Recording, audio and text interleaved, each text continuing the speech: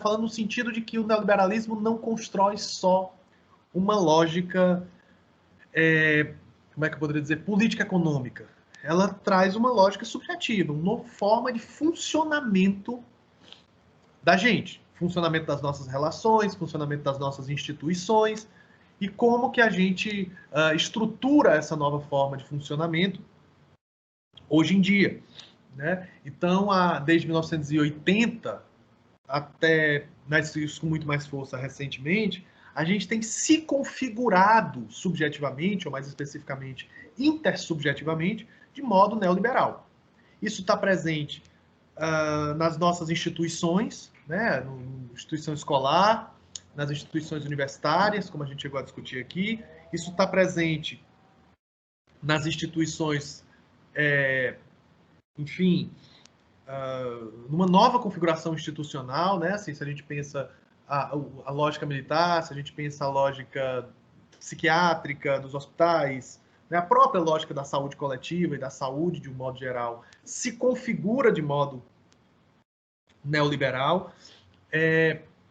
A gente pode pensar, né, das atualizações e transformações, que, por exemplo, a lógica patriarcal e a lógica sexista, né, assim, junto com o modelo, digamos assim, colonial, né, o modelo racista que nós temos, né, como essas novas configurações se estabelecem em termos neoliberais, né, elas não deixaram de existir, elas só se transmutaram aí em uma forma nova, né? Então, isso é fundamental para a gente entender os meandros, né, as especificidades do entendimento sobre as violências. Mas, para além disso, para além da questão, digamos assim, estrutural, para além da questão institucional, nós temos também uma questão intersubjetiva, ou seja, o neoliberalismo reconfigura a maneira como nos relacionamos com o outro, né? Nos relacionamos com nós mesmos, como nos percebemos. Isso está muito presente naquilo que a gente discutia nos termos da sociedade do cansaço, né? De uma sociedade do desempenho que torna o indivíduo seu maior inimigo, né? A partir do entendimento de uma, digamos assim, de uma sociedade que coloca no cerne da sua estrutura a incompetência individual, né? E aí isso tem que se ter aí um modelo, né, assim, de desempenho infinito, um modelo de flagelação, digamos assim, né, de autoataque, e por isso, né, uma sociedade de pessoas exaustas, pessoas cansadas, pessoas deprimidas, pessoas ansiosas, pessoas hiper ativas, né, com uma prontidão constante e uma sensação constante também de esgotamento. Essa lógica, né, ela é presente dentro do nosso modelo social contemporâneo e está configurado dentro de uma lógica, né, que é isso que o Dardot e o Laval, né, e nesse vídeo que eu passei para vocês, né, e também no livro deles, né, a Nova Razão do Mundo, eles vão defender que é uma sociedade que coloca no seu cerne a competitividade, o individualismo, né, a transformação do sujeito em uma empresa. Eu sou minha própria empresa, então tenho que gerenciar lucros, gerenciar desenvolvimento, atualizar empenhos, né, atualizar desempenhos, atualizar formas de compreensão em que eu subjetivo de forma econômica. Então, essa transformação em um sujeito que se gerencia, né, ao invés de viver, né, viver se torna um processo de gerenciamento, de autogerenciamento, né, é a construção de uma nova formatação social, uma nova formatação individual, que é uma razão neoliberal.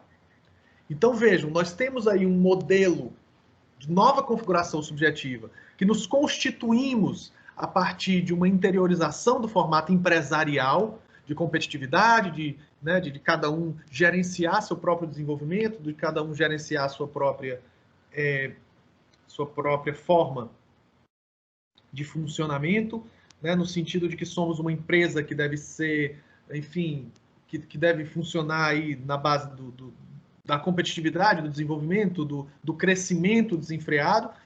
Isso, né, lá que o Dardot e o Laval fala, se alinha diretamente com essa nova sociedade que, justamente entendendo o indivíduo como uma empresa, entendendo o indivíduo com a possibilidade de ganhos infinitos, que é isso que o neoliberalismo coloca dentro dessa nova configuração capitalista, é um sujeito que se coloca à prova o tempo inteiro, é um sujeito que o tempo inteiro precisa construir formas de desempenho, de crescimento, de potencialização, e que, por isso, né, uma vida finita, uma vida com recursos, como é que eu poderia chamar isso, assim, de recursos finitos, colocado o tempo inteiro dentro dessa lógica, geram pessoas que estão ali dentro de uma configuração, né, digamos assim, enquanto efeito, um sujeito desgastado, um sujeito cansado, um sujeito esgotado por essa própria lógica, né? Ou como o próprio Byung-Chul Han vai dizer, mortos-vivos. Mortos-vivos que estão ali caminhando, né, igual um filme desses de zumbi, simplesmente tentando consumir. Ora, o que interessa para a gente aqui é, olhando para essa configuração social, para esse contexto, para esse modo de vida, qual a repercussão disso na hora que estoura uma pandemia? Quem vai nos mostrar isso de maneira divina é Boaventura Souza Santos, dentro dessa compreensão da cruel pedagogia do vírus. Né? Ou seja, para o Boaventura Santos, e essa talvez seja uma chave de leitura fundamental para entender o texto dele, é justamente compreender que a crise do coronavírus não é uma crise especificamente de uma contaminação produzida por uma doença. A crise do coronavírus é uma crise que se alinha ao neoliberalismo, né? Ela faz parte da lógica neoliberal. Ela é uma configuração que se constitui dentro dessa forma de funcionamento neoliberal e que, nesse sentido, eu não posso entender os efeitos, os castigados, digamos assim, assim, essas pessoas que são destituídas, né, essas vidas perdidas estabelecidas pelo coronavírus, eu não posso descolar isso da problemática neoliberal. Ou, como diz o Boaventura Santos, dos três unicórnios, né? Do neoliberalismo, do patriarcado e do pensamento, né, da lógica colonial. Então, é por isso que a gente está fazendo essa construção de argumento. Como que a gente pode pensar essa nossa configuração subjetiva neoliberal? Que mundo é esse neoliberal?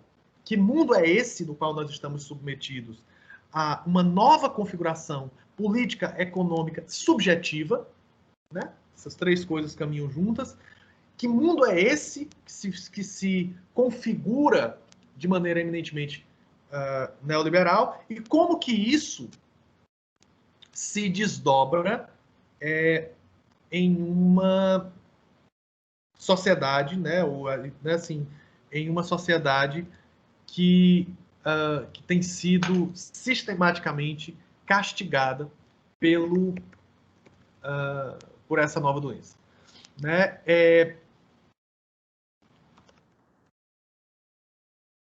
Se a gente pega, né, assim, o dado atual, deixa eu pegar aqui exatamente como estamos, né, nós temos 1.081.000 mortes no mundo todo, né, causada pelo coronavírus. Né? Estamos em 37 milhões, mais de 37 milhões de casos, e aí a gente tem que pensar aí qual seria a repercussão, digamos assim, disso tudo. No Brasil, ultrapassamos os 150 mil mortos, né? E aí, nesse sentido, a gente também precisa começar a pensar um pouco sobre que momento é esse agora, né, que a gente está, e que, de certa forma, parece que, para muita gente, a pandemia acabou. Como os hospitais agora não estão mais lotados, né, o pico passou, quem está morrendo e quem vai morrer com o coronavírus está cada vez mais desenhado que é justamente a população invisível. Entende? São os idosos, são as pessoas pobres, são os negros, são... Entende? Porque, assim, não perceba que muita gente está contaminada e que é assintomático. Essa pessoa, né, que é assintomática, ela vai passar para o amigo lá em Jericoacoara. E esse amigo em Jericoacoara vai ficar com uma irritação na garganta. E esse cara que ficou com uma irritação na garganta vai passar ali 7 dias sem nem saber que está com coronavírus, mas esse vai contaminar a faxineira. E aí a faxineira que tem hipertensão vai morrer no hospital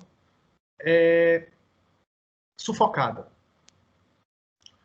Tu entende? Então, assim, essa é a cruel pedagogia do vírus. É que toda aquela conversa de solidariedade, de você tá em casa porque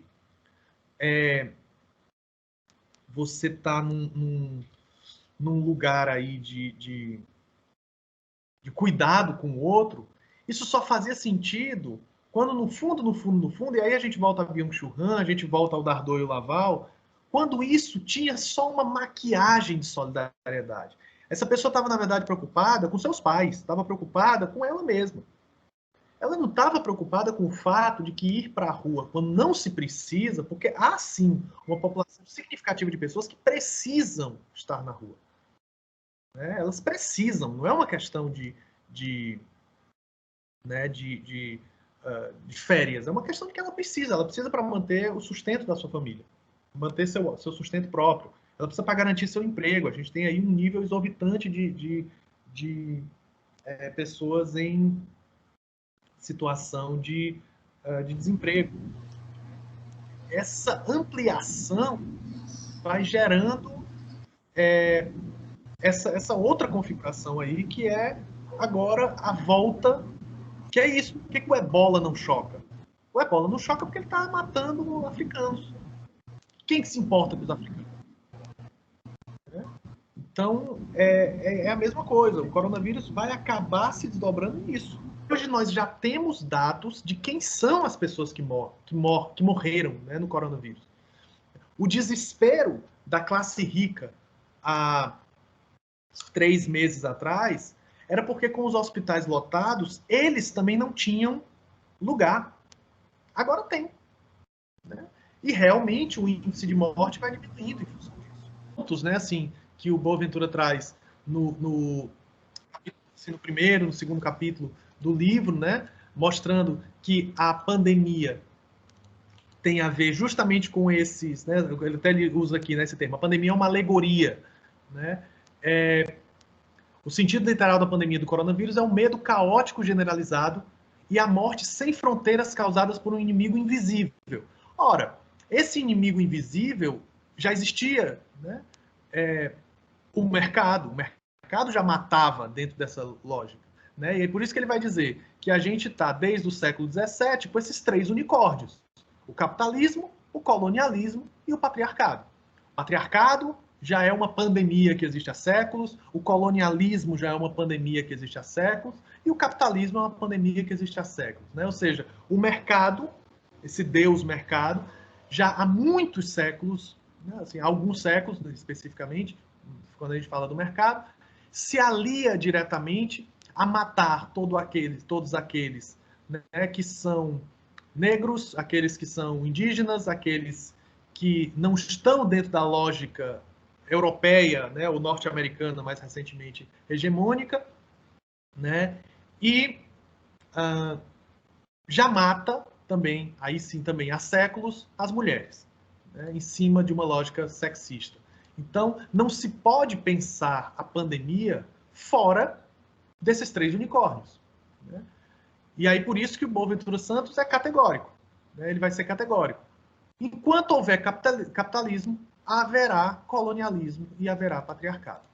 Não dá para deslocar essas três coisas juntas, não dá para lutar contra o patriarcado sem problematizar o colonialismo, não dá para pensar o colonialismo sem problematizar o capitalismo e sem problematizar isso que a gente está trazendo aqui, né? Assim, esse esquecimento dos novos mortos tem a ver com a lógica do mercado, com a lógica colonialista e a lógica patriarcal. Se quem estiver morrendo é o pobre, negro, as mulheres de periferia, né, as travestis, os idosos, se forem essas pessoas que estão morrendo, a pandemia acabou. Né? A pandemia já era, já voltamos à normalidade. Porque, na verdade, já era normal que essas pessoas morressem. Então, a pandemia só vem se somar a mais uma forma de morte dessas pessoas. Né? E nesse sentido, a gente vai ter aí digamos assim, só uma reconfiguração dessa lógica que a gente está pensando, né, que a gente está submetido.